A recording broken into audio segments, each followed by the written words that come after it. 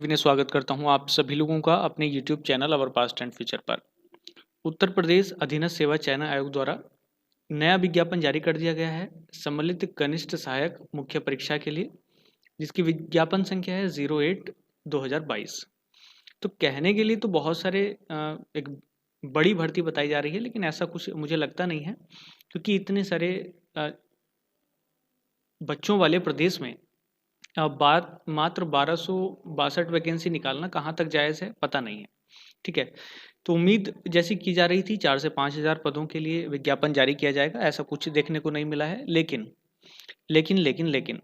आप लोगों को इस चीज़ का भी ध्यान रखना है कि देखो, जॉब तो चाहिए ही, जॉब लेनी भी है, तो अकॉर्डिंग टू द कमीशन और अकॉर्डिंग टू द गवर्नमेंट हम लोगों को काम करना पड़ेगा।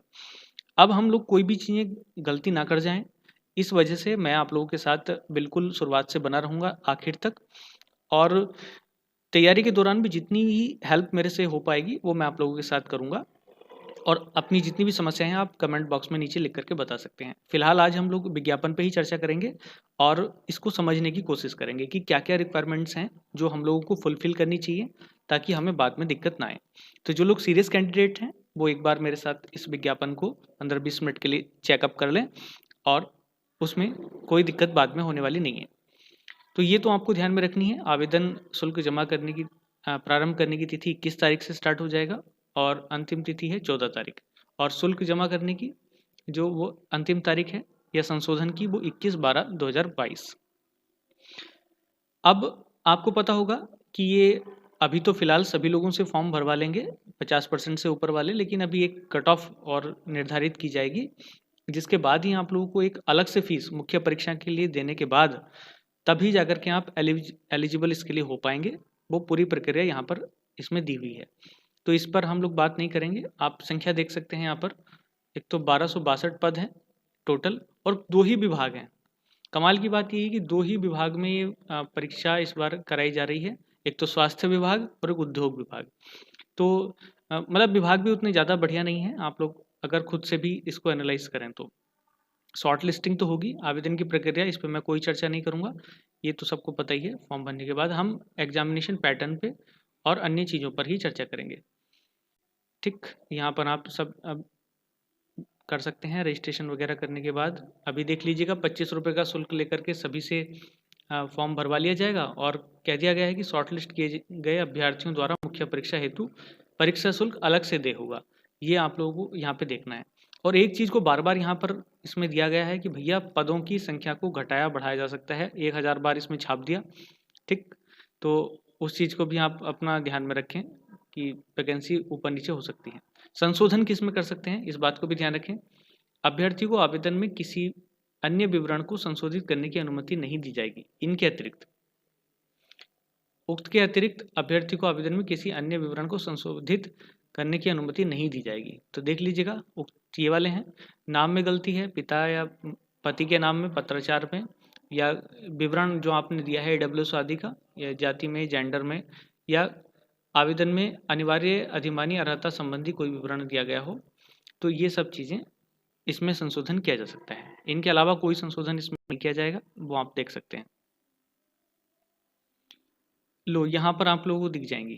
ठीक, एक तो जो डिपार्टमेंट है, चिकित्सा एवं स्वास्थ्य सेवाएं उत्तर प्रदेश, और उद्योग एवं उद्यम प्रोत्साहन निदेशालय उत्तर प्रदेश, यहाँ पर दी गई हैं। लेवल 3 की वैकेंसी है, ये तो आप सभी को पता ही है। ये अस्थायी वैकेंसीज हैं और ये स्थायी हैं। हालांकि इस चीज़ का तो कोई ज़्यादा इफेक्ट नहीं पड़ता, आफ्टर सम टाइम ये कर दी जाती हैं स्थायी। इन्हीं को ही बाद में स्थायी कैडर में कर दिया जाता है। ठीक है, तो कोई टेंशन वाली बात नहीं है।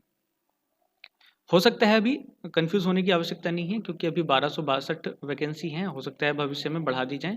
जैसे 2019 में भी 1100 कुछ वैकेंसी थी, 1100 शायद 93, और बाद में कुछ वैकेंसियों को बढ़ा करके 1403 वैकेंसी कर दी गई थी। ऐसा हो सकता है, लेकिन चांसेस बहुत कम है, क्योंकि पैट 2022 जो अगला है वो काफ़ी इंतज़ार कर रहा है, उसमें भी वैकेंसी आनी है। तो वो सारी चीज़ें वहाँ पे दी गई हैं। ठीक है, और ये सारी चीज़ें आप लोग यहीं पर देख सकते हैं, इसमें कुछ नई बात करनी है। मेन बात है कि आप अपनी तैयारी, चलिएगा अर्हताएं देख लीजिएगा। ये जो बात है, बार बार रिक्तियों की संख्या घट बढ़ सकती है भैया, ये तो 1000 बार इन्होंने यहाँ पे कह दिया। अर्हताएं देख लीजिएगा, क्या क्या अर्हताएं होनी आवश्यक हैं। माध्यमिक शिक्षा परिषद उत्तर प्रदेश की इंटरमीडिएट परीक्षा या सरकार द्वारा उसके समकक्ष मान्यता प्राप्त कोई परीक्षा अवश्य उत्तीर्ण कर ली हो। पहली योग्यता तो ये है।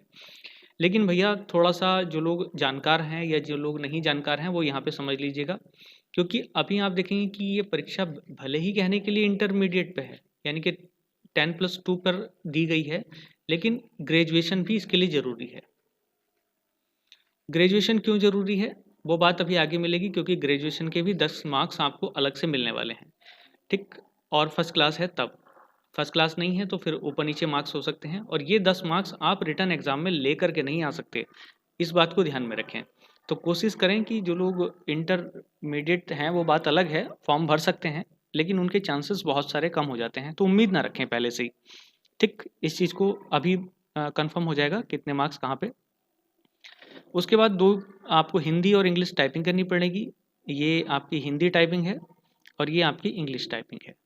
हिंदी में आपको दोनों फ़ॉन्ट मिल जाएंगे, मंगल भी और प्लस कृति देव भी। तो दोनों में जो भी आपको उचित लगे वो कर सकते हैं। अभी समय बाकी है, कोई दिक्कत नहीं है। दिक्कत तब आती है जब समय का अभाव होता है, ठीक है। अभी क्या है कि मंगल फ़ॉन्ट एवरग्रीन है, सभी जगह चलता है, लेकिन जब आप किसी भी ऑफिस में वर्क करते हैं तब आपको कृति देव ही सीखनी पड़ती है, वो ज़रूरी है। डॉइक्स सोसाइटी का एक आपको CCC सर्टिफिकेट चाहिए, या फिर इसके द्वारा इसके सरकार द्वारा मान्यता प्राप्त किसी संस्थान द्वारा इसके समकक्ष दिया गया कोई प्रमाण पत्र। तो अभी तक दो चीज़ें हुई हैं, आपको ध्यान में रखना है। एक तो इंटर और ग्रेजुएशन वाली बात, वो ज़रूरी है। और अधिमान्य अर्हता ये है, ये तो बड़े रेयर केस में काम आती है, आप पढ़ सकते हैं। प्रादेशिक सेना में 2 वर्ष की सेवा और B प्रमाण पत्र, ठीक। और आयु सीमा आप देख सकते हैं, 1 जुलाई को 18 वर्ष की आयु प्राप्त कर ली हो और 40 वर्ष से अधिक ना हो, यानी कि एज है इसमें 1 से लेकर के 40 साल तक। कुछ छूट दी गई हैं SC ST को, वो आप लोग देख सकते हैं। और फिर आगे, हाँ ये इम्पोर्टेंट है हमारे लिए, लिखित परीक्षा का वाला।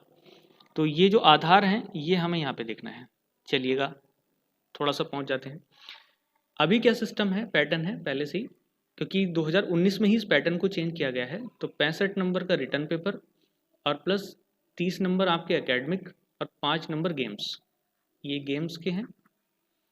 30 नंबर आपकी एकेडमिक है और 5 रिटर्न है, सॉरी 65 रिटर्न, ठीक है। इस तरीके से आपके 100 मार्क्स आपके यहाँ पे निर्धारित किए जाते हैं। ये तो है बाद की बात, और पहले भी बाद की क्या, पहले ही इसको देखना पड़ेगा, सबसे ज़्यादा जरूरी तो यही है।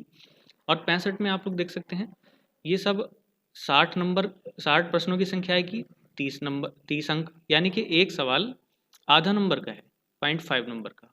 आप यहाँ से देख सकते हैं 30 सवाल आएंगे 15 नंबर के, 40 सवाल आएंगे 20 नंबर के, तो कुल 130 सवाल आएंगे 65 नंबर के। सामान्य जानकारी जिसे आप GS बोलते हैं, इसमें कोई दिक्कत नहीं है। ये रीजनिंग हो गई, और ये आपकी हिंदी से जुड़ी हुई सारी चीज़ें हैं। ये निगेटिव अंक है 1/4 की, इसमें भी आपको देखना है। इस बार की कट ऑफ आप अच्छी तरीके से जानते ही हैं, लगभग 76 के करीब UR कैटेगरी में गई है। तो टारगेट आपको वहीं सेट करना पड़ेगा 45 और 45 प्लस का ही, ठीक है। तो 45 प्लस का टारगेट अभी से सेट करके रखना पड़ेगा, तभी जाकर के आप, अगर उधर 30 हैं तब 75 नंबर आपके क्रॉस होते हैं। तो कुल मिलाकर के 45 से नीचे का कोई फ़ायदा नहीं है, 45 नंबर का टारगेट बना करके चलें 65 में से, तभी कुछ हो पाएगा। ये दूसरी अनिवार्य योग्यता है, अगर इसको फुलफिल नहीं करेंगे तो भैया इसका भी कोई फ़ायदा नहीं है, यानी कि 45 से नीचे मार्क्स लाएंगे तब भी कोई फ़ायदा नहीं है। तो आप समझदार हैं और कोई दिक्कत नहीं है। पाठ्यक्रम में क्या है ये तो सभी को पता है, कोई दिक्कत नहीं है। बस सेकंड स्टेज आपको ध्यान रखना है, टाइपिंग होनी है कंप्यूटर पे वहाँ पर, उसमें कोई दिक्कत नहीं। जब टाइपिंग वाली बात आएगी तब भी हम एक बार डिस्कशन कर लेंगे। और उससे ज़्यादा इम्पोर्टेंट है ये इंटरमीडिएट, अगर 60 या इससे ऊपर हैं तो आपको 20 मार्क्स मिलेंगे, ठीक है। 45 है तो 15, ठीक है। और 33 या उससे ऊपर हैं तो आपके 10%। लेकिन कुल मिलाकर के जो मैक्सिमम नंबर आपको मिल सकते हैं इंटर में वो 20, और स्नातक में देख लीजिएगा 60 से ऊपर है तो 10, सेकंड तो 8 और थर्ड है तो 5 नंबर, यानी कि 10 नंबर आपके यहाँ के बनते हैं। तो इसलिए ये 30 नंबर जा करके यहाँ बन रहे हैं। तो विदाउट ग्रेजुएशन वालों के लिए ये तो प्रॉब्लम ही प्रॉब्लम है। और अगर ग्रेजुएशन नहीं है या इंटर या ग्रेजुएशन में आपके सेकंड क्लास या थर्ड क्लास है, तो इसकी भरपाई करना भैया बहुत बहुत चैलेंजिंग काम है, मैं अभी भी कह रहा हूँ। तो जिन लोगों के इंटरमीडिएट स्नातक दोनों कंप्लीट हैं और प्लस फर्स्ट क्लास हैं, उसके लिए ये वैकेंसी गोल्डन है, उसमें कोई दो राय नहीं है। खिलाड़ी आप देख लीजिएगा, अंतर्राष्ट्रीय स्तर है तो 5, राष्ट्रीय है तो 4, राज्य स्तर है तो 3 और कॉलेज स्कूल के हैं तो 2। मैक्सिमम 2 नंबर दिए जा सकते हैं। कारण ये है कि इसमें कोई खिलाड़ी ऐसा भाग नहीं लेता, 1-2 को छोड़ करके, उसके चक्कर में आप लोग ना पढ़ें तो बेहतर ही होगा। एक्चुअल में ये जो परीक्षा है ज़्यादातर 95 मार्क्स में से ही कह लीजिएगा वही है। तो आधार आपका देखिए 65 अंक, 30 अंक प्लस 5 अंक, यानी कि ये टोटल ये वाले 35 हो गए और टोटल हो गया 65 प्लस 35 100 मार्क्स। और इसके अलावा यहाँ पर आपको देखना है कि कितने बच्चों को बुलाया जाना है। तो श्रेणीवार 15 गुना बच्चों को यहाँ पर बुलाया जाएगा, यानी कि 1262 और गुणा 15 इतने बच्चों को यहाँ पर शॉर्ट लिस्ट किया जाएगा। तो आप अंदाज़ा लगा सकते हैं कि कितने बच्चे यहाँ पर आएंगे और उसके लिए क्या कट ऑफ निर्धारित होगी। इस बात पे अभी सेकंड वीडियो में चर्चा कर लेंगे, नहीं तो ये वीडियो लंबा हो जाएगा और थोड़ी सी दिक्कत हो जाएगी इसमें। ठीक है, तो आप 1265 का 15 गुना निकाल करके सीधे सीधे कैलकुलेट कर सकते हैं। चलिए आगे। मूल निवासी होने चाहिए उत्तर प्रदेश की। अगर बाहर के हैं आप तो रिजर्वेशन का आपको कोई फ़ायदा नहीं, फिर आपको यूआर कैटेगरी में ही काउंट किया जाएगा। ये बात पहले से भी ओपन है और आप इसमें नोटिफिकेशन में भी पढ़ सकते हैं। ठीक। और जो महिलाएं हैं उनके लिए जो प्रमाण पत्र बनते हैं वो फादर की तरफ से बनते हैं, ये बात भी पहले से ही ओपन कर दी जाती है। हस्बैंड की तरफ से वो नहीं माना जाता, ये भी आप लोग देख सकते हैं। तो आप देख सकते हैं पिता पक्ष से निर्गत जाति प्रमाण पत्र ही महिलाओं के लिए मान्य होगा। तो जो सर्टिफिकेट बनते हैं वो उधर से ही। हाई स्कूल या उसके समकक्ष परीक्षा को जन्म तिथि के लिए आधार माना जाएगा, इसमें और कोई बात नहीं करनी है। ये सारी चीज़ें देखने को मिल गई हैं। चलिएगा नीचे ऐसी कोई बात है नहीं, ईडब्ल्यूएस वाली बात है। ईडब्ल्यूएस आप देख सकते हैं कि भैया एक चीज़ तो ध्यान रखें कि एक तो क्या होना चाहिए, नोटिफिकेशन से पहले का। दो ही चीज़ें हैं आपको ध्यान रखनी है, नोटिफिकेशन से पहले का हो और दूसरी बात उसी वित्तीय वर्ष का हो। ठीक, सेम वित्तीय वर्ष। तो आप समझ सकते हैं ये नोटिफिकेशन जो आया है इससे पहले का आपके पास होना चाहिए और 2022-23 का ही जो ये लिख रहा है अंतिम तिथि से पूर्व निर्गत हो और आवेदन करने वाले वित्तीय वर्ष यानी कि 2022-23 हेतु मान्य ईडब्ल्यूएस प्रमाण पत्र ही चलेगा। आपके साफ साफ लिख दिया है, पिछली बार थोड़ी सी स्थिति क्लियर नहीं थी तो वहाँ प्रॉब्लम आ रही थी। नीचे सारे सर्टिफिकेट का एक खाका बना करके दिया गया है, वो चाहें तो आप कर सकते हैं, वैसे कोई आवश्यकता नहीं है। तो यहाँ पर एक बार रफ आप समझ लीजिएगा। तो जो लोग इंटर यानी कि 10+2 हैं उसके साथ साथ इसी से खाली काम नहीं चलेगा, 10+2+3 भी आपका होना चाहिए और दोनों में फर्स्ट क्लास होनी चाहिए। अगर फर्स्ट क्लास नहीं है तो दिक्कत, पहली चीज़। दूसरी चीज़, जब आपका एग्ज़ाम होगा तो वो तो आपको पता चल गया 65 + 35 = 100। ठीक, ये तो यहाँ का काम हो गया। 65 में से कम 45 प्लस मार्क्स आपके होने चाहिए। ये तीसरी बात, यहाँ पर हिंदी प्लस इंग्लिश की आपको टाइपिंग आनी चाहिए